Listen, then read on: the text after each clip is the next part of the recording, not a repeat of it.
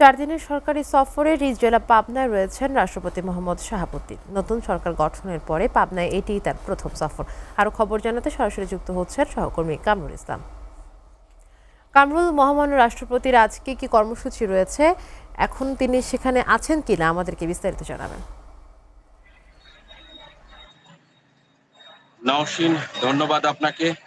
দেশের 22তম রাষ্ট্রপতি হিসেবে শপথ নিয়েছিলেন বিগত আওয়ামী লীগ সরকারের সময়ে মোহাম্মদ শাহাবুদ্দিন। তিনি কিন্তু পাবনার সন্তান। সেই সময়ে যখন তিনি পাবনা প্রথমবারের মতো আসছিলেন, তখন অনেক জমকালো আয়োজনে পাবনাবাসী তাকে বরণ করে নিয়েছিল। বর্তমান বিএনপি সরকারের সময়ে প্রথমবারের মতো মহামান্য রাষ্ট্রপতি শাহাবুদ্দিন তিনি পাবনায় গতকাল 28শে মার্চ আগমন করেছেন 4 দিনের সরকারি সফরে।